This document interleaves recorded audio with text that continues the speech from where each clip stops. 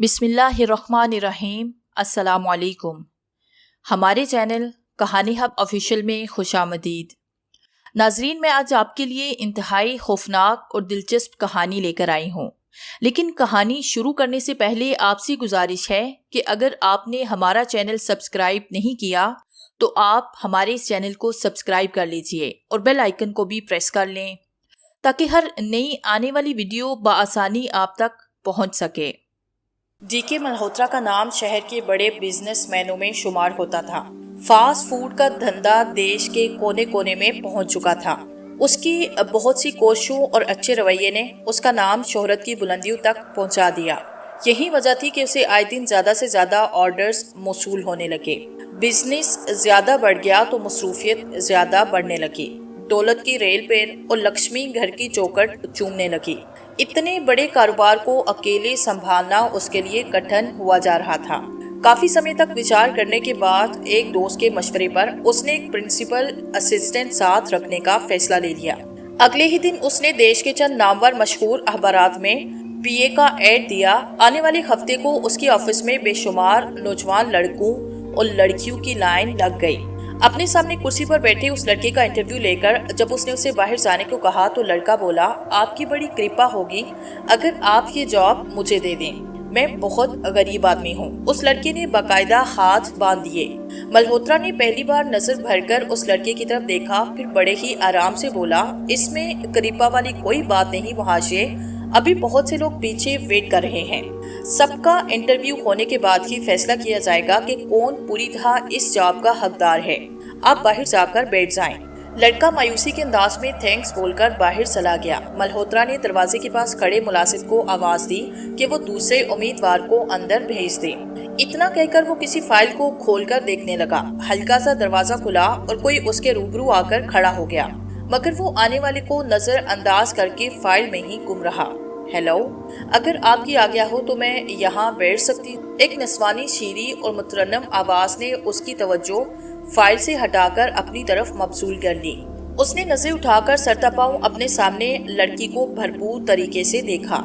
जिंदगी में अब तक उसने इतनी सुंदर नारी ना देखी थी, जिसके रुखसारों पर तरोताजा फूल खिले दिखाई दे रहे थे। गुलाबी होंठों पर सजी बेआहंग मुस्कुराहट में सारे जहां की रौनकें सिमटी नजर आ रही थी। खुले बालों की काली स्याह जुल्फे किसी मस्त नागन की तरह झूम झूम कर दिलों को ढसने के लिए बेचैन थी।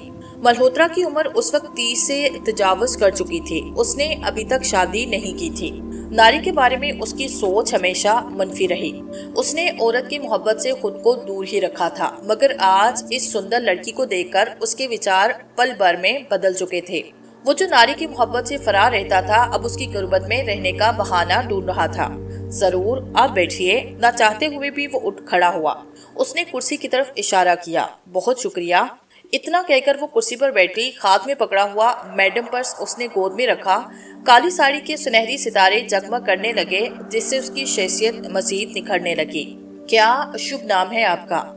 उसने पहला सवाल किया। ये अलग बात थी कि उसकी नजरें अब भी उसके वजूद में खोई हुई थी। जी, पद्मनी हसाई। लड़की ने फौरन जवाब दिया। और एजुकेशन? उसने मुझसे पूछा।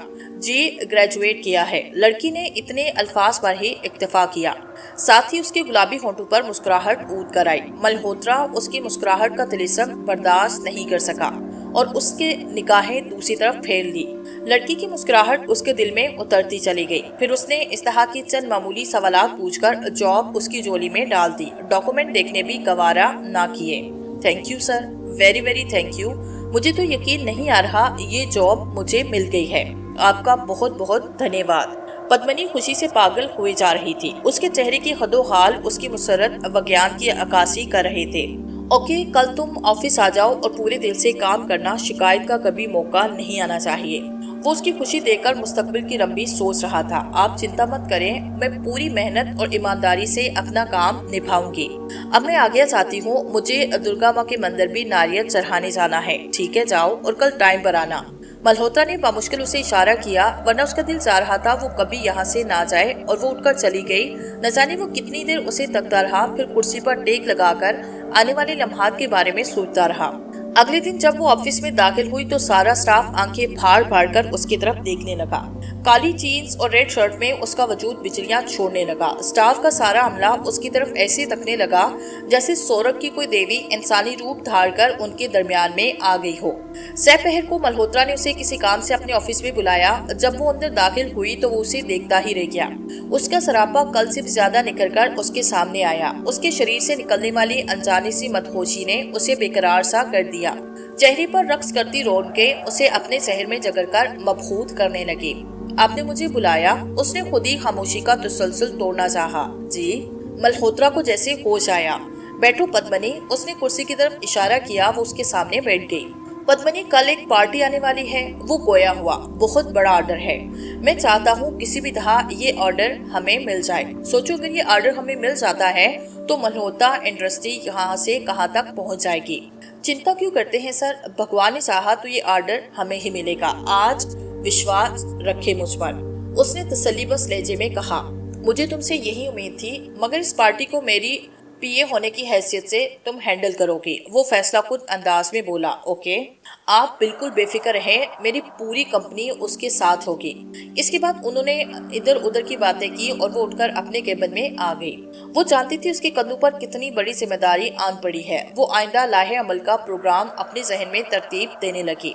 दोपहर को वो मल्होत्रा के साथ एक बहुत बड़े होटल में पार्टी के साथ मौजूद थी। उसके अल्फाज और लबो लहजे में ऐसा जादू था कि पार्टी के अरकान ने सोचे समझे बगैर ऑर्डर मल्होत्रा इंडस्ट्री को दे दिया। मल्होत्रा के वहमो गुमान भी ना था कि ऑर्डर यूं पक्के फल की तरह उसकी झोली में आ गिरेगा। इससे पहले ही पद्मनी की वजाहत और शख्सियत से मुतासिर था। उसके सहराना अंदाज ने आज उसे अपना गर्विदा बनाया। न जाने कई बार वो उसे अपने दिल का नजराना अदा कर चुका था। ऑर्डर मिलने की खुशी में उसने पद्मनी के लिए एक अजाजी पार्टी रखी। अपने ऑफिस के तमाम स्टाफ को अपने हल्के अहबाब की तरह खसूसी तौर पर इनवाइट किया। पद्मनी बन सवरकर पार्टी में आई तो वहां पर मौजूद हर फर्द की नजरें उसका अहाता करने लगी। उसकी वजाहत जादू की शख्सियत से मुतासिर हर शख्स अश कर उठा। मल्होत्रा को वो पल भर में नए रूप दिखाने लगी। उसकी खूबसूरती हर गरीब बढ़ चढ़कर आश्कार होने लगी। आज तो उसका दिल चाह रहा था कि इस महमल की गुड़िया को हमेशा के लिए अपनी बाहों के हिसार में कैद कर ले और उसके हरे भरे रुखसार उसके बोसों की अमाजगा बन जाए। मगर उसने खुद पे काबू पाने में आफियत समझी। वो इससे कबल हमेशा उसे साथ रखने का ख्वाहा था।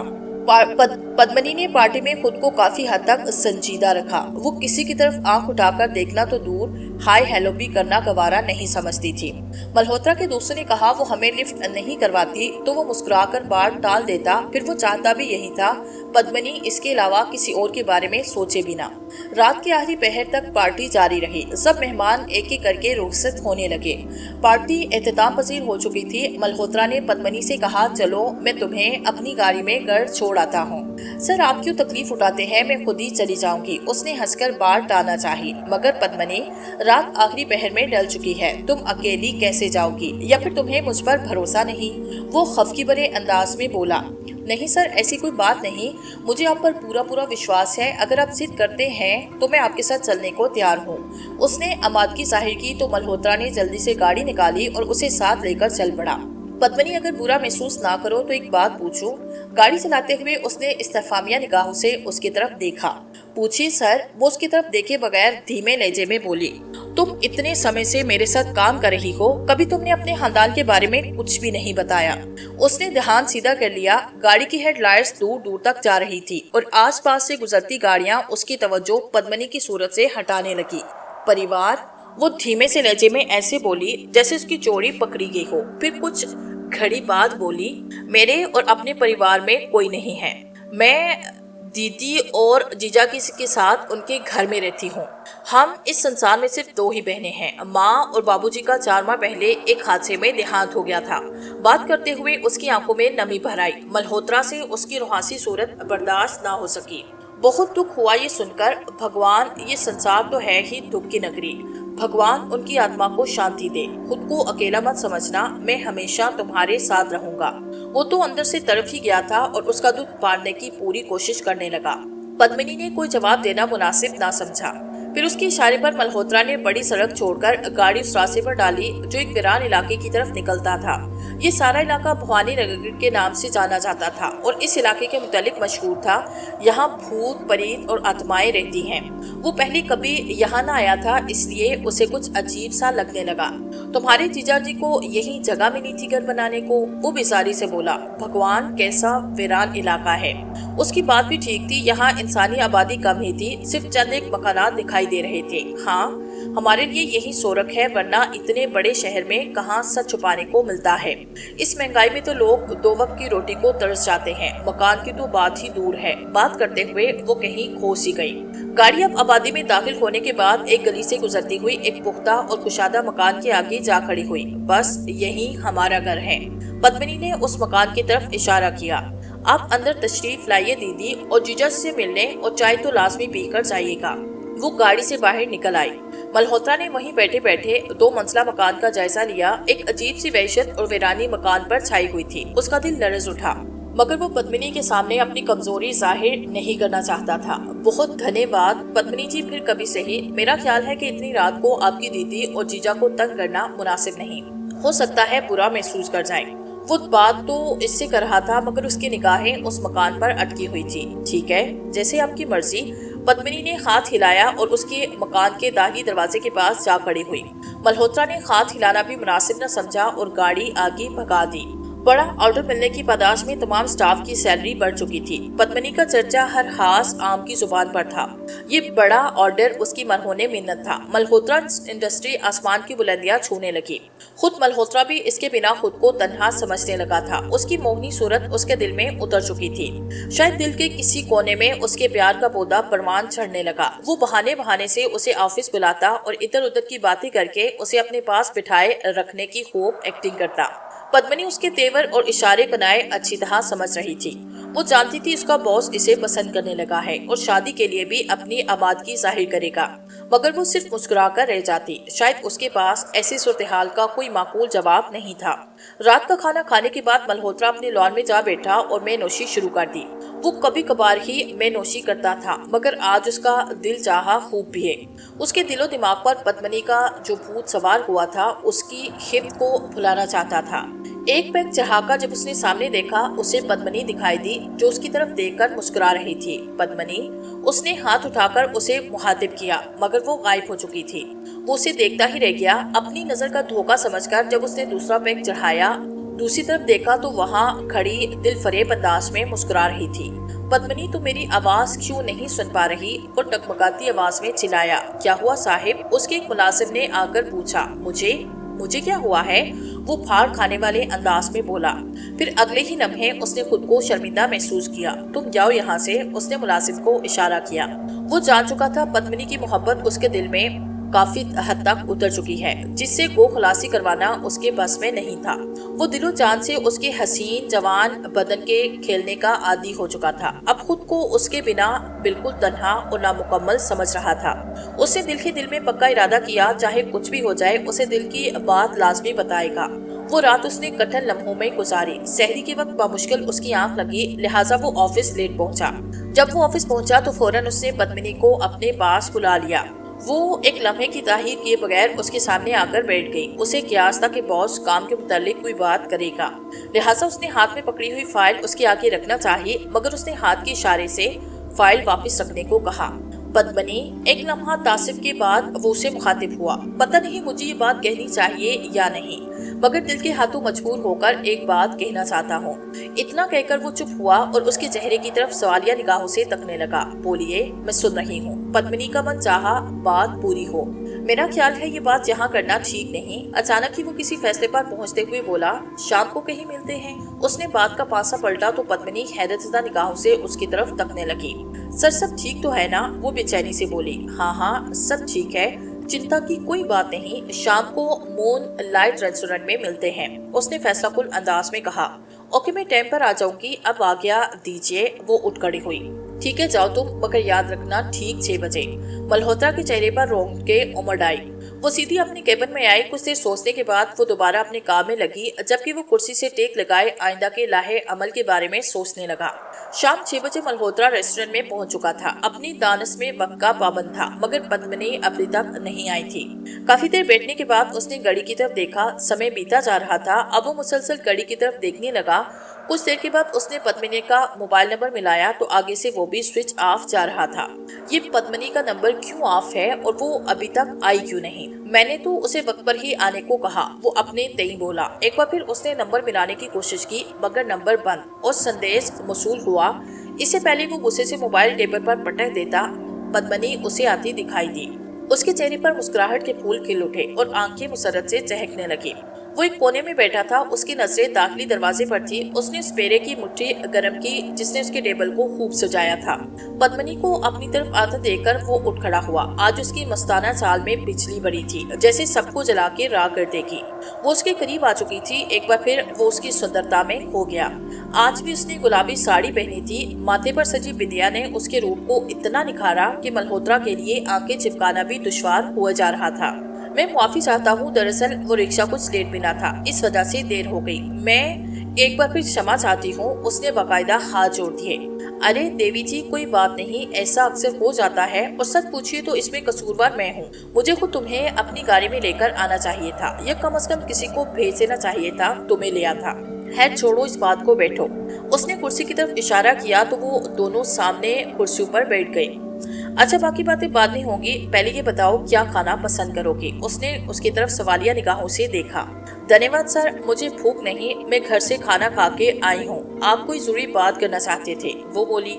नहीं, कुछ तो लेना होगा। मैं तो घर से कुछ नहीं खाकर आया, मन था तुम्हारे साथ बैठकर खाऊं। साथ ही उसने एक बेरे को इशारा किया। अगले ही लम्हे एक मुअद्दब बेरा उनके पास खड़ा था। मल्होत्रा ने इतना लंबा चौड़ा ऑर्डर दिया कि पद्मिनी के साथ बेरा हैरान रह गया। बेरे ने एक अशर्ती सी नजर उस पर डाली और सर झुकाकर चला गया। सर, आप मुझ पर इतना बड़ा जुल्म मत करें। पद्मिनी शायद खुद को उसके सामने शर्मिंदा समझने लगी। ये तुम कैसी बातें कर रही हो और ये क्या सरसर लगा रखा है? मुझे तुम कहो, अगर नाम लेकर पुकारो तो अच्छा होगा। ज्यादा नहीं तो 4 साल तुमसे बड़ा होगा। वो मुस्कुराया। लेकिन सर, उसने अगली बात करना चाही, मगर मल्होत्रा ने हाथ उठाकर उसे मना कर दिया। कुछ भी कहने की जरूरत नहीं। बहरहाल उसे हथियार डालने पड़े। कुछ देर के बाद बेरे ने पूरी मेज पर गर्मा गर्म खाना चुन दिया। पद्मिनी, खाना शुरू करो, उसके बाद दूसरी बात करेंगे। वो खाने पर हाथ साफ करने लगा। पद्मिनी को भी बादल न हासता उसका साथ देना पड़ा। खाने से फागिल होने के बाद मल्होत्रा ने उसकी आंखों में झांका, जिसमें बेशुमार सवालों का समंदर मौजूद था। पद्मिनी, तुम सोच रही होगी मैंने तुम्हें यहाँ अचानक क्यों कष्ट दिया। यकीन मानो, जब मैंने तुम्हें पहले दिन अपने ऑफिस में देखा तो दिल ने फौरन कहा, ये वही चीज है जिसकी जन्म जन्म से मुझे तलाश थी। मैं ये सोच सोचकर पागल हुआ जा रहा था, भगवान ने इस संसार में इतनी सुंदर नारी भी बना रखी है। मैंने आज तक शादी जैसी चीज से फरार होता रहा, मगर तुम्हें देखकर मेरी तमाम तर सोचें बेबुनियाद और खोखली साबित हो गई। मुझे अपनी सोच, अपने एहसास बदलने पड़े। न जाने वो कौन सी डोर है जो मुझे तुम्हारी तरफ खींचती आ रही है। तुम्हारा चेहरा न दिन को सुकून न रात को चैन लेने देता है। मुझे बताओ, मैं तुम्हारे बिना कैसे रहूं? मेरे पास भगवान का दिया सब कुछ है, नौकर है, गाड़ियां हैं, बड़ा बिजनेस और दौलत है, किसी चीज की कमी नहीं। हाँ, मैंने कमी महसूस की तो सिर्फ तुम्हारी। बोलो पद्मिनी, क्या तुम मेरा जीवन भर साथ देने को तैयार हो? वो बोलता जा रहा था और वो शांति से सर झुकाए उसकी बातें सुन रही थी। फिर उसके खामोश होते ही वो बोली, मल्होत्रा साहिब, मैं नहीं जानती आपको मुझ में ऐसा क्या दिखाई दिया, मगर शादी ब्याह का फैसला लेना कोई आम बात नहीं। बहुत विचार के बाद ये कदम उठाना पड़ता है। आपकी और मेरी हैसियत में भगवान ने बहुत दूरियां रख दी हैं, जिन्हें आसानी से बांधना बहुत कठिन है। आप जैसे जीवन साथी का साथ तो किस्मत वालों को मिलता है, मगर मैं सोच समझकर आपको अपनी राय से आगाह करूंगी। मुझे कुछ दिनों का वक्त चाहिए। सोचो, जरूर सोचो, मगर मैं ये आशा कर सकता हूँ तुम्हारा जवाब मेरी ही झोली में गिरेगा। वो यकीनी अंदाज में बोला। अब इस बारे में कोई लफ्ज नहीं कहना चाहती। मुझे अपने जीजाजी और दीदी से भी पूछना है। वो खत्मी अंदाज में बोली। ये तुम्हारा हक है उनसे मशवरा करना। मेरा ख्याल है अब हमें चलना चाहिए। उसने बिल अदा किया और दोनों बातें करते हुए कार पार्किंग की तरफ आ गए। मल्होत्रा ने गाड़ी में बैठकर दूसरा दरवाजा खोला और उसे बैठने को कहा। नहीं, मैं चली जाऊंगी, आप चले जाएं। वो फीके से अंदाज में बोली। कैसी बच्चों जैसी बातें करती हो, बैठो गाड़ी में। उसके नाना करने के बावजूद भी मल्होत्रा ने उसे जबरदस्ती गाड़ी में बिठाया। गाड़ी बड़े रोड पर ढूंढने लगी। पद्मिनी, जानती हो, आज मैं बहुत खुश हूँ। जब तुमने मुझे सर की बजाय नाम लेकर पुकारा तो मेरा मन बड़ा ही शांत हुआ। वो गाड़ी तो चला रहा था मगर बार बार उसकी नजरें उसके चेहरे का तवाफ कर रही थी। पद्मिनी ने सिर्फ मुस्कुराने पर ही इत्तेफाक किया। निगाहें सामने जमी हैं। वो बोलता रहा, अपने और उसके जीवन के सपने सजाता रहा। आने वाले कल का एक हसीन महल सजाकर उसके सामने रख दिया, लेकिन एक आध शब्द के अलावा उसने बोलना गवारा न समझा। शायद उसे अपने सौभाग्य पर रश आ रहा था। इतना बड़ा आदमी उसकी सुंदरता और शख्सियत के सामने अपना दिल हार बैठा है। इसी असना में पद्मिनी ने उसे एहसास दिलाया कि उसका घर आ चुका है। बातों बातों में उसे एहसास ही न हुआ वो उसके घर के सामने कैसे पहुंच गए। आज भी पद्मिनी ने इसरार किया वो दीदी और जीजा जी से मिलकर जाए या कम से कम चाय तो लाजमी पिए, मगर अंधेरे की चादर में इस्तादा उस अजीब से मकान को देखकर उसके हिसाब पर एक अनदेखी दहशत सी तारी हो गई। लाख कोशिश के बावजूद भी वो गाड़ी से उतरकर अंदर ना जा सका। मकान के बैरूनी दरवाजे पर जलते बल्ब उसे किसी भूखी आंखों जैसे लग रहे थे। पद्मिनी, ये मत समझना मुझे तुम्हारे घर में आना पसंद नहीं, या तुम्हारी दीदी और जीजी से मिलना गवारा नहीं। मुझे तुम्हारी हर चीज से प्यार है, मगर न जाने क्यों मुझे तुम्हारे इस मकान से डर लगता है। इसे देखता हूँ तो अजीब सी वहशत महसूस होने लगता है। खैर, तुम्हें जल्द ही यहाँ से ले जाऊंगा और तुम्हारी दीदी और जीजा जी से भी किसी होटल में बुलाकर बात करूंगा। वो बोला, जैसे आपकी इच्छा। उसने मुझसे सा जवाब दिया। उसने हाथ हिलाकर गाड़ी आगे बढ़ाई। वो वहीं खड़ी होकर उसे जाती देखती रही। ऑफिस में काफी रोज तक काम का ही वही मामूल रहा। मल्होत्रा ने उसे कोई बात ना की और पद्मिनी ने कोई लफ्ज बोलना गवारा न किया। वो हर रोज उसके ऑफिस में एक आधा चक्कर जरूर लगाती, लेकिन काम के अलावा कोई दूसरी बात ना होती। दिन इसी तरह तेजी से गुजरने लगे। मल्होत्रा अंदर ही अंदर जलने लगा। उसने तो पद्मिनी को सिर्फ चंद रोज ही दिए थे वो अपना फैसला सुना दे, मगर अभी तक उसकी तरफ से कोई जवाब नहीं आया था। इस बात की खबर पूरे स्टाफ को हो चुकी थी। डीके मल्होत्रा अपनी पीए को पसंद करने लगे हैं और जल्द ही उससे शादी करने पर तुल चुके हैं। मल्होत्रा ने अंदर ही अंदर ये फैसला किया, अगर पद्मिनी उसे कोई जवाब ना दे सके तो वो खुद ही उससे बात करेगा। उसका हौसला टूटने लगा। फिर अगली दोपहर उसने खुद ही उससे बात करने के लिए अपने पास बुलाया। इससे पहले कि वो कोई बात करता, पद्मिनी ने उसे खुद ही कह दिया वो आज जब उसे उसी होटल में मिलना चाहती है। इसको विश्वास हुआ पद्मिनी इससे शादी के लिए मान गई है, लिहाजा वो पूरे टाइम पर होटल में चला गया और वो दोनों एक बार फिर आमने सामने बैठकर बातें करने लगे। मल्होत्रा साहिब, मैंने बहुत सोच समझकर आपसे शादी का फैसला कर लिया, वो बोलने लगी। दीदी और जीजा जी तो मान नहीं रहे थे। उनका विचार था इतना बड़ा आदमी मुझे कर कबूल कर पाएगा। दौलत के नशे में मस्त बड़े लोग सिर्फ लड़कियों के जिस्म के भूखे होते हैं, उन्हें आत्मा से कोई प्यार नहीं होता। लेकिन मैंने दीदी और जीजा जी को साफ बताया, मल्होत्रा साहिब बहुत अच्छे इंसान हैं।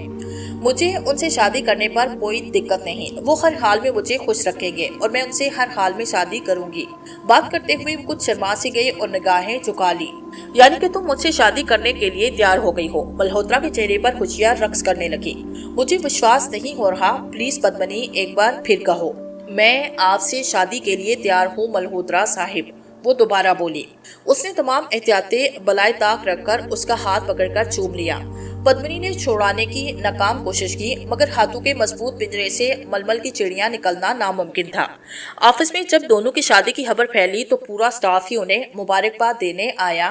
मल्होत्रा ने सबको पैगाम दिया, आने वाले शनिवार को उसकी शादी है और 4 दिन की छुट्टी का ऐलान किया, क्योंकि सारा इंतजाम उसी ने करना था। उसने पद्मिनी को अपने पास बुलाया ताकि उसकी दीदी और जीजा जी को किसी होटल में बुलाकर शादी के बारे में आगाही दे। दीदी और जीजा जी तो गाँव गए हैं। जीजा जी के किसी दूर के रिश्तेदार का देहांत हुआ है। वो काफी अरसे बाद गाँव गए हैं। हो सकता है काफी दिनों बाद ही उनकी वापसी हो, वो रंजीदा से अंदाज में बोली। बहुत अफसोस हुआ ये सुनकर। मल्होत्रा ने अफसोस से सर हिलाया। मैं तो सोच रहा था उनसे एक बार मिलूं, चाहे शादी का सारा इंतजाम मुझे ही करना है। उनसे राय लेना भी जरूरी था, वो तुम्हारे बड़े हैं। मुझे उम्मीद है वो अच्छी ही राय देंगे। मैं शादी का फैसला दे चुकी हूँ, उनके आने या न आने से मुझे कोई फर्क नहीं पड़ता। आप शादी की तैयारी कीजिए, वो फैसला कुन अंदाज में बोली।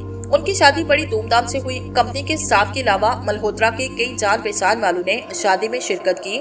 बड़े बड़े लोगों की भरमार मौजूदगी में मुकद्दस आग के साथ चक्कर लगाकर वो पति पत्नी के मजबूत बंधन में बन गए। साथ ही उसने पद्मिनी के गले में मंगलसूत्र भी पहना दिया। ये मंगलसूत्र उसने खास तौर पर एक महंगे सुनार की दुकान से बनवाया था। रात काफी बीत चुकी थी। मल्होत्रा के दोस्तों ने उसे बताया आज उसकी सुहाग रात है, लिहाजा वो अपनी पत्नी को लेकर अपने बेडरूम में चला जाए। उसने शादी के जोड़े में लदी फंदी दुल्हन से कहा, अब हमें कमरे में चलना चाहिए। उसने फौरन हाँ में सर हिला दिया। वो शायद थक चुकी थी। ऊपर वाली मंजिल में उन दोनों के लिए एक कमरा खूब सजा दिया गया।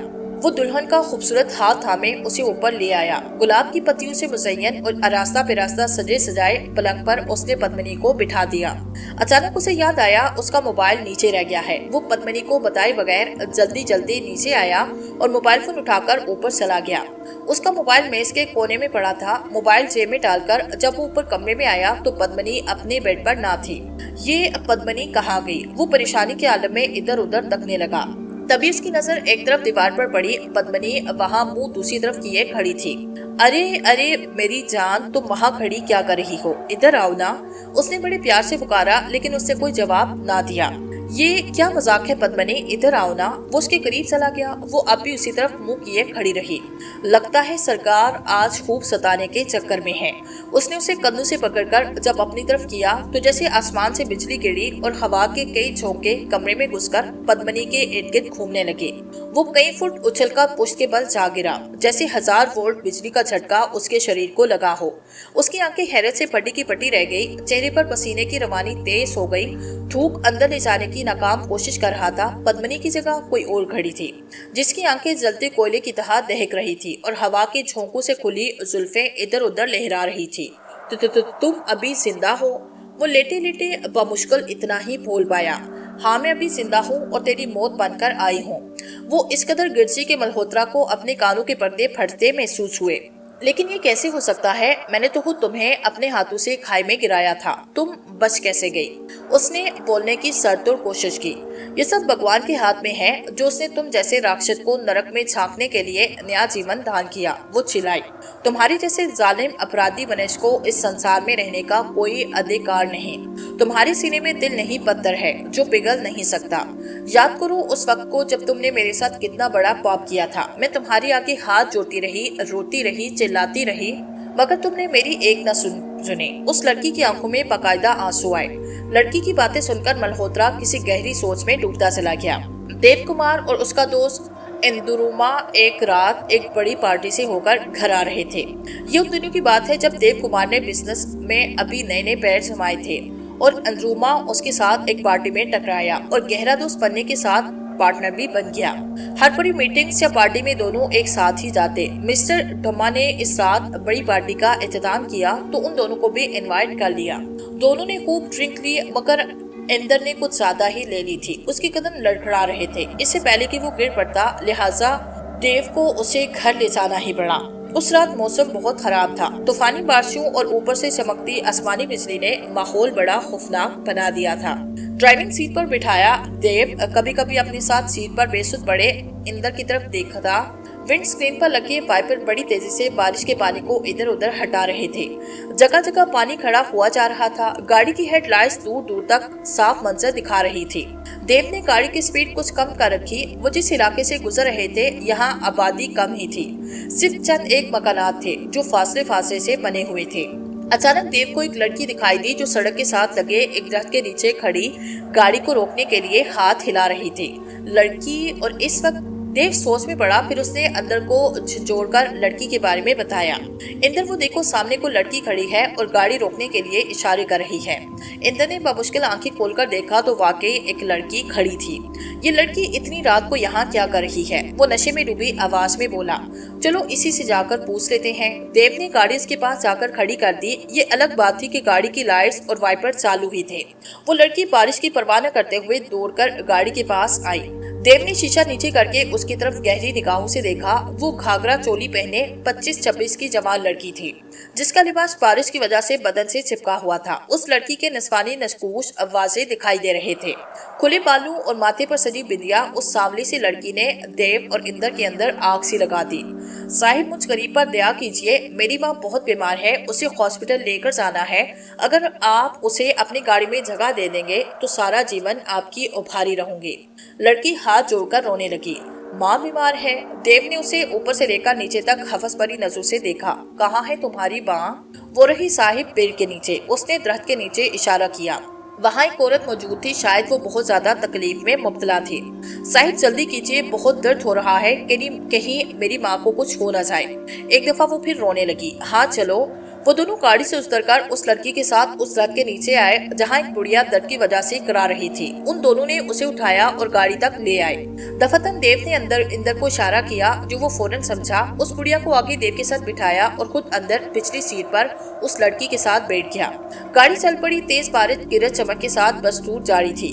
कुछ देर के बाद गाड़ी उस रूट को छोड़कर एक छोटे मगर पुख्ता वीरान से रोड पर दौड़ने लगी। साहिब, ये अब गाड़ी किस तरफ ले जा रहे हैं? इस तरफ तो कोई भी हॉस्पिटल नहीं। पिछली सीट पर बैठे लड़के ने सर उठाकर इधर उधर देखना शुरू कर दिया। इंदर ने उसके कंधे पे हाथ रखकर बैठा रहने पर जोर दिया। तुम चिंता न करो, हम तुम्हारी माँ को उस हॉस्पिटल में लेकर जा रहे हैं जहाँ इनको कोई कष्ट कोई तकलीफ ना होगी, देव ने मानिके अंदाज में मुस्कुराकर कहा। लेकिन लड़की को चैन नहीं आ रहा था। वो बार बार इतराफ में तक रही थी। कुछ देर के बाद गाड़ी एक बरसाती नाले के करीब जाकर खड़ी हुई। बारिश की वजह से वहाँ काफी दुगियानी रवा दवा थी।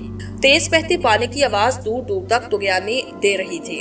देव दरवाजा खोलकर बाहर आया। फिर उसने दरवाजा खोलकर उस बीमार बुढ़िया को बाहर निकालने लगा। आप लोग ये क्या कर रहे हैं? मेरी माँ को कहाँ ले जा रहे हैं? अंदर बैठी लड़की उछली तो अंदर उसने उसके मुंह पे हाथ रखकर उसे बुरी तरह काबू किया। लड़की बाहर निकलने के लिए पूरी तरह जोर आजमाई करने लगी। उसने चिल्लाना चाहा, मगर इंदर जैसे मजबूत इंसान के शिकंजे ने उसे चिड़िया की तरह बेबसा कर दिया।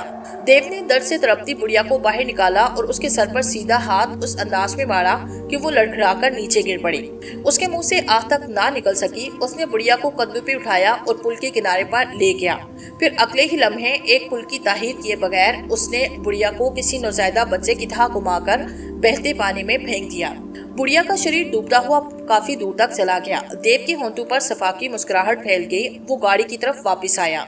लड़की खुद को छुड़ाने की कोशिश में अंदर से नबर्द आसमा थी। अंदर उस पर पूरी तरह हावी था। लड़की की चीखने चिल्लाने की शक्ति अंदर ही अंदर दम तोड़ने लगी। देव अपने कपड़ों से हाथ साफ करता हुआ गाड़ी की पिछली जानिब आया। फिर उसने दरवाजा खोलकर वैसा ही हाथ लड़की के सर पर मारा। अगले ही साथ लड़की बेहोश होकर सीट पर पड़ी थी। साली बहुत गर्मी दिखा रही थी, अभी जाकर इसकी गर्मी दूर करता हूँ, उसने हकारत से थूका और ड्राइविंग सीट पर बैठकर गाड़ी वापस घुमा दी। लड़की को होश आया तो वो एक बड़े बेड पर पड़ी हुई थी। उसने आंखें खोलकर जब सामने देखा तो देव और इंदर उसकी तरफ देखकर अजीब से अंदाज में मुस्कुरा रहे थे। मान जब लड़की की नजर अपने शरीर पर पड़ी तो उसके शरीर से सारे कपड़े गायब थे। उसने जोर जोर से चीखना चिल्लाना शुरू कर दिया। चिल्लाने का कोई फायदा नहीं बेबी, यहाँ कोई नहीं आएगा। देव ने उसका मजाक उड़ाया। तुम लोग इंसान नहीं राक्षस हो, राक्षस, लड़की चिल्लाई। भगवान तुम्हें कभी क्षमा नहीं करेगा। तुमने मेरी माँ को पानी में बहाया, इसका बहुत बुरा अंजाम होगा। अभी भगवान को छोड़ो, खुद को बचाओ। चुपचाप अपनी गर्म जवानी से हमें मजे लूटने दो। अपने अंदर शरीर से हमें अपने प्यास बुझाने दो, इंदर बोला। फिर दोनों ने अपनी अपनी शर्टें उतार फेंकी। देखो मेरे करीब मत आना वरना मैं तुम दोनों को जान से मार दूंगी, लड़की गराई। मगर उसकी धमकी उन दोनों के सिरे के ऊपर से गुजर गई। उन्होंने जुस लगाकर उसे भूखे भेड़िए की तरह दबोच लिया। फिर बारिश की गिरज चमक में उस लड़की की चीखें दुबने लगी। लड़की की इज्जत लुट चुकी थी और वो बिस्तर पर बेहोश पड़ी थी। उन दोनों ने कपड़े पहनकर सिगरेट सुलगा लिए। अब इस छिछोड़ी का क्या करना है? अंदर ने लंबा कश लगाकर पूछा। उठाकर किसी नाले में फेंक आते हैं जहाँ इसकी माँ को फेंका। दोनों माँ बेटी एक साथ सोरम में जाएंगी। देव की बात पर दोनों ने बुलंद कहा लगाया। फिर पास जड़ी हुई चादर से उसके वजूद को लपेटकर गाड़ी की तरफ आए। बारिश चूंकि तो गिरज चमक के साथ जारी थी, इसकी शिद्दत में जरा बराबर भी फर्क न आया था। लड़की को पिछली सीट पर फेंककर दोनों आगे बैठे। देव ने ड्राइविंग सीट पर बैठते ही गाड़ी बड़े गेट से अपनी हवेली नुमा मकान से बाहर निकाल ली। गाड़ी बड़े रोड पर दौड़ने लगी जहाँ पर सिर्फ इक्का दुक्का गाड़ियाँ आ जा रही थी। जहाँ जल्द ही वो उस नाले के पास पहुँचे। अंदर उसे उठाकर फेंक दो, देव ने उसके कंधे पर हाथ मारा। मैं इंदर गड़बड़ाया। हाँ जाओ जल्दी करो और शेर की तरह बहादुर बनो, बकरी की तरह मैं मत करो। देव ने दरवाजा खोलकर उसे बाहर की तरफ धक्का दिया। बादल न हंसा। इंदर ने दरवाजा खोलकर उसे कंधों पे उठाया और पुल के किनारे उस जगह ले आया जहाँ देव ने उसकी माँ को फेंका था। एक पल को इंदर गड़बड़ाया जरूर था। उसे लड़की के शरीर से खौफ आने लगा था, मगर देव की मौजूदगी में उसने दिल को मजबूत किया और उसे बहते पानी में फेंक दिया। बिजली की चमक में उसे लड़की का वजूद डूबता दिखाई दिया। बारिश की वजह से उसके कपड़े गीले हो चुके थे, मगर उसे ऐसे महसूस हुआ जैसे उसके माथे से पसीना बह रहा हो। उसी अस्ना में देव ने हल्का सा हारन बजाया और उसे गाड़ी की तरफ आने का इशारा किया। फिर अगली सीट पर बैठते ही गाड़ी वापसी के लिए मुड़ गई। मल्होत्रा को एकदम जैसे होश आया। बीते माजी की फिल्म उसके सामने चल चुकी थी। उसे यकीन नहीं हो रहा था जिस लड़की को उन्होंने अपने हाथों से मारकर पानी में फेंक दिया था वो जिंदा कैसे हो गई। सब कुछ याद आ रहा है ना? कमीने जालिम। लड़की ने आगे बढ़कर एक भरपूर थप्पड़ उसके गाल पर रसीद किया। वो एक सिम जा गिरा और उसके होंठों से खून बहने लगा। हाँ, सब कुछ याद आया, मगर वो नाला तो पानी से भरा था। तुम्हें तो मर जाना चाहिए था, मगर तुम जिंदा कैसे बच गई? उसकी आंखों में दहशत के अलावा हैरानगी भी थी। मैं कैसे बच गई?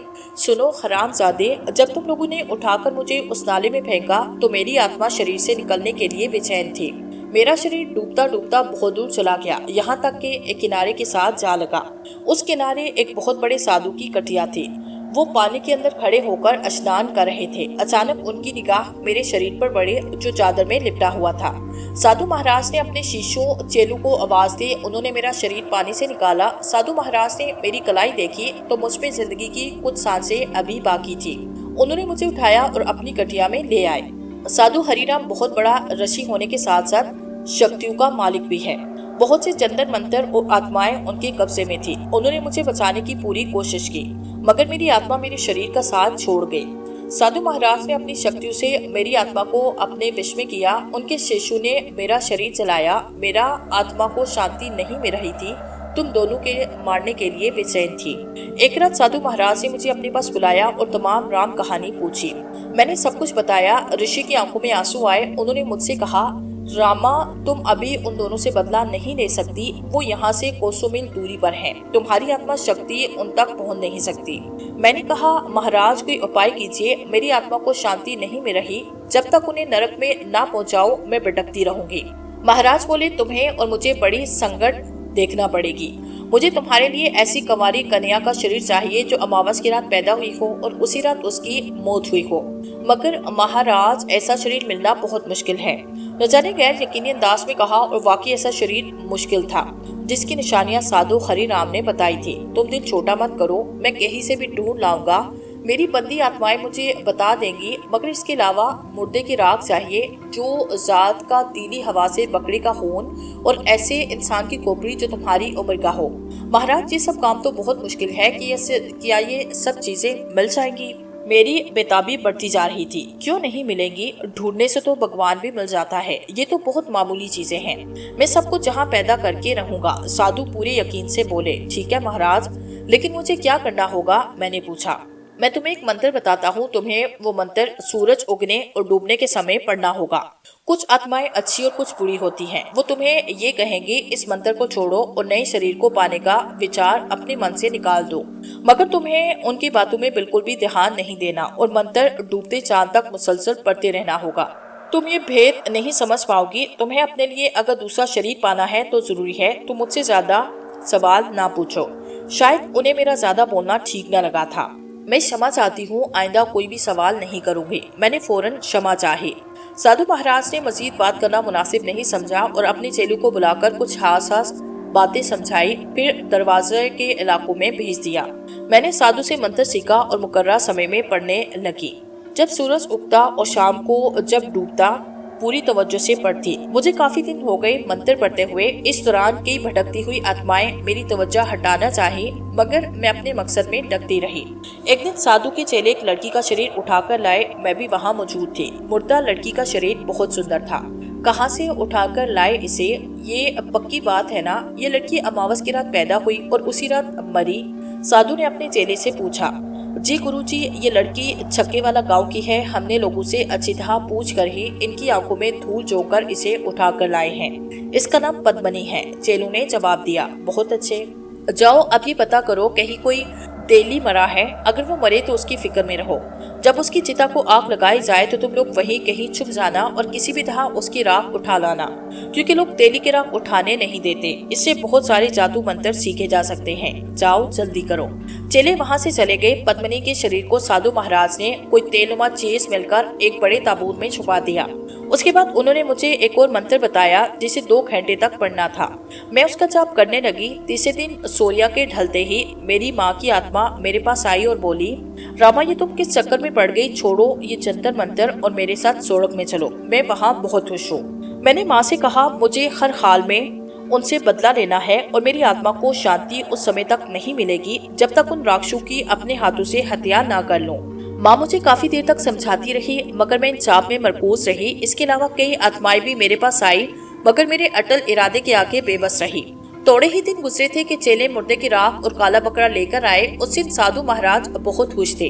इधर मेरा मंत्र पूरा होने वाला था। चांद डूबने में चंद दिन रह गए थे। साधु महाराज ने मुझे बताया, अब बहुत जल्द तुम्हारी आत्मा को नया शरीर मिलने वाला है।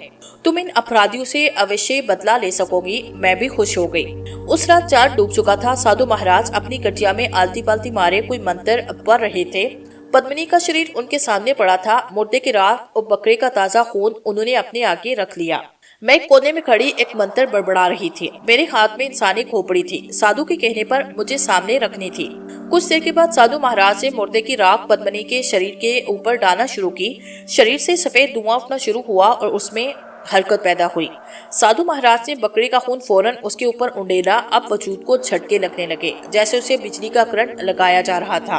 रामा, जल्दी से इस शरीर में दाखिल हो जाओ। धुआं बंद होने से पहले तुम्हें इसके अंदर दाखिल होना है, मगर पहले तुम्हें अपने हाथ में पकड़ी हुई खोपड़ी को तोड़ना होगा। साधु महाराज बुलंद आवाज में बोले।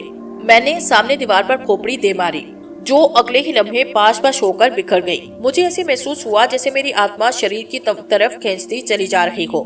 फिर मुझे झटका सा लगा और मेरी आत्मा धीरे धीरे पद्मिनी के शरीर में बेबस होना शुरू हो गई। साधु महाराज बुलंद आवाज में मंत्र पढ़ने लगे। मेरी आत्मा पूरी तरह शरीर में दाखिल हो गई। मुझे शरीर महसूस होने लगा। फिर अगले ही लम्हे मैं उठ खड़ी हुई। मुर्दे की राख और बकरे का खून मेरे शरीर से गायब हो गया। अपना नया शरीर पाकर मैं बहुत खुश हुई। साधु महाराज भी खुशी से दीवाने हुए जा रहे थे। पद्मिनी, आज से तुम्हारा यही नाम है। साधु महाराज मुझसे मुखातिब हुए। रामा, खत्म हो चुकी है। अब तू जहाँ चाहे जा सकती है, आ सकती है। तुम्हारे अंदर ऐसी शक्तियां हैं जो कि आम इंसान में नहीं। तुम्हारा एक दुश्मन देव कुमार अब डीके मल्होत्रा बन गया और इंद्रजीत वर्मा के नाम से जाना पहचाना जाता है। मैंने उठकर साधु महाराज को प्रणाम किया और चरण छू लिए। उन्होंने हाथ उठाकर मुझे आशीर्वाद दिया और मैं वहाँ से गायब होकर इंद्र के घर आ गई, क्योंकि साधु महाराज ने मुझे कहा था पहले मुझे इंद्र को मारना होगा। वो घर में नहीं था। मैं उसके बिरोनी गेट पर जाहिर होती और एक खूबसूरत लड़की का रूप लेकर उसके होम गार्ड से उसके बारे में पूछा। उसने बताया कि वो एक शादी में गया है और आज रात आ जाएगा। मैंने उसका एड्रेस मालूम किया और वहाँ चली गई। शादी वाले घर में घुसकर मैंने उसे बातों में ऐसा लगाया कि वो मेरा पूरा दीवाना हो गया और मुझे अपने साथ अपने घर ले जाने पर जिद करने लगा। मैं भी यही चाहती थी। रात 10 बजे के करीब उसकी गाड़ी में बैठकर उसके घर आने लगी। रास्ते भर में उसे अपने करीब आने का भरपूर मौका दिया। मैंने उससे फहश अंदाज में आंख मारी तो उसका हौसला मजीद बढ़ गया। हम जिस इलाके से गुजर रहे थे ये सारा पहाड़ी इलाका था। यहाँ ट्रैफिक की आमदोरफ्त कम थी। एक खाई के करीब से गुजरते हुए अचानक मैंने अपनी शक्ल इतनी डरावनी और करीहा कर ली कि उसके हलक से एक चीख बुलंद हुई। इसी बदहासी में गाड़ी उससे बेकाबू हुई और सीधी खाई में जा गिरी। मैं तब तक उसके पास खड़ी रही जब तक उसकी आत्मा ने उसके शरीर से नाता ना तोड़ा। फिर मैं चील बनकर वहां से उड़ गई। पुलिस ने इस कत्ल को एक्सीडेंट समझकर केस पर मट्टी डाल दी। उसके बाद मैं तुम्हारे ऑफिस में आई और तुम पर अपने हुस्न का जादू चलाकर अपना करविदा किया। तुम भी मुझ पर बुरी तरह मर मिटे। बेवकूफ आदमी, क्या तुमने एक पल भी ना सोचा एक अनजान लड़की तुमसे एकदम शादी करने पर कैसे आमादा हो गई? और जहाँ मैं तुम्हें लेकर जाती रही हूँ वहाँ इंसान तो क्या कोई परिंदा भी नहीं रहता। मेरी कोई दीदी नहीं, कोई जीजा नहीं, मैं तो सिर्फ तुम्हारी मौत हूँ। वो चिल्लाई। मगर एक काम तुमने बहुत अच्छा किया, कभी गाड़ी से उतरकर मेरे साथ मेरे घर नहीं गए, वरना तुझे ऐसी मौत देती कि हर देखने वाले की आत्मा काम कर रह जाती। फिर दिल में ख्याल आया तुझे कोई खुशी दिखाकर मारना चाहिए, क्योंकि इससे तेरी आत्मा ऐसे तड़पेगी जैसे कसाई जिंदा जानवर की चमड़ी उधेड़ता है। लेकिन तू फिक्र मत कर, इससे भी भयानक मौत आज मैं तुझे यहाँ दूंगी। मुझे क्षमा कर दो पद्मिनी, मैं वाकई तुम्हारा अपराधी हूँ, मगर भगवान के लिए मेरी जान छोड़ दो। उसने गगियाते हुए हाथ जोड़े। खामोश कुत्ते, अपनी गंदी जुबान से भगवान का पोतर नाम मत ले। तूने अपराध किया और अपराध अपराध होता है, कोई गलती नहीं। इसका दंड तुझे जरूर मिलेगा। पद्मिनी चिल्लाई। मुझे इस बात का एहसास है अनजाने में मुझसे अपराध हुआ, मगर मैं भगवान की सौगंध खाता हूँ आइंदा कभी ऐसा अपराध नहीं करूँगा। मल्होत्रा ने बकायदा सर जमीन पर देख दिया। आज तुझे भगवान बहुत याद आ रहा है, मगर उस घड़ी को भी याद करो अपराधी। मैंने भी तुम्हारे आगे इसी तरह हाथ जोड़े थे, चीखी थी, चिल्लाई थी, मगर तुमने मेरी एक न सुनी। मेरी जिंदगी खराब कर दी अपनी हवस की आग को बुझाने के लिए। मेरे शरीर को कुत्तों की तरह झंझोड़ा। मेरी प्यारी माँ जिनकी गोद में मैं खेली पल भर के जवान हुई, तुमने मेरी आंखों के सामने जीते जी उसे पानी में बहा दिया। सोचो उस समय मेरी क्या हालत होगी। किसी के सामने अगर उसकी माँ को जिंदा पानी में फेंक दिया जाए तो उसके दिल पर क्या गुजरेगी। पद्मिनी रो रही थी मगर उसकी आंखों से आंसू जारी थे। यकायक मल्होत्रा का ध्यान दरवाजे की तरफ गया जो कि खुला हुआ था। उसने उठकर दरवाजे की तरफ दौड़ लगाई। पद्मिनी उसे देख चुकी थी। उसके होंठों पर एक जहरीली मुस्कुराहट फैल चुकी थी। वो जैसे ही दरवाजे के करीब पहुंचा वो खुद ब खुद बंद हो गया। मल्होत्रा ने उसे खोलने की काफी कोशिश की मगर लगता था बाहर से किसी ने लॉक किया है। ये दरवाजा क्यों नहीं खुल रहा। वो दरवाजे से खिड़की की तरफ बढ़ा मगर उसके पेट पट भी बंद हो गए। पद्मिनी का कहकहा कमरे में गूंजने लगा, भागो भागो, मौत से बचकर कहां तक जाओगे। आज तक मौत से बचकर कोई नहीं भाग सका, पद्मिनी चिल्लाई। वो भागकर उसके कदमों से लिपट गया। देखो मैं एक इंसान हूँ और इंसान से गलती हो जाती है, भगवान के लिए मुझे क्षमा कर दो। उसने उसके पैरों पर माथा रगड़ना शुरू कर दिया। तुमको इंसान कहना भी इंसान के नाम पर धब्बा है, कुत्ते। पद्मिनी ने उसकी पसलियों में भरपूर ठोकर मारी। ठोकर इस कदर भरपूर थी कि वो सीधा दीवार से टकराने के बाद फर्श पर आ गिरा, जैसे किसी अनजानी शक्ति के छोटे बच्चे की तरह उठाकर दीवार पर पटहा हो। उसका सर और होंठ फट गए, खून की धार निकलकर बहने लगी। चीख बुलंद होते होते उसके गले में अटक कर रह गई। पद्मिनी ने आगे बढ़कर उसे बालों से पकड़ा और खींचकर सामने कदावर बड़े आईने पर दे मारा। शीशे की किरचियां उसके गालों और आंखों में घुस गई। वो कुर्बनाक अंदाज में दीवानावार चिल्लाने लगा। पद्मिनी उसके सर पर पहुंची, फिर उसे टांग से पकड़कर दीवार पर दे मारा। उसका सर मजीद फटा और वो बिन पानी की मछली की तरह तड़पने लगा।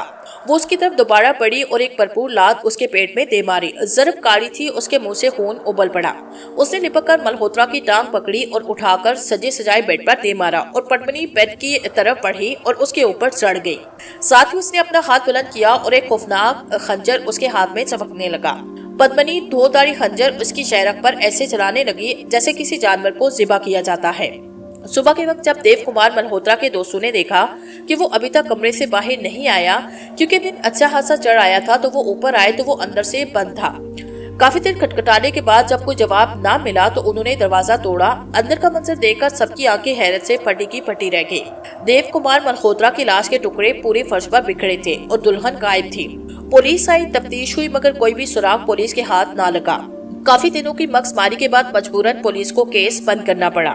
लेकिन उस दिन के बाद पद्मिनी किसी को दिखाई न दी, क्योंकि ऑफिस में जो के उसका रिकॉर्ड था वो सब गायब हो चुका था।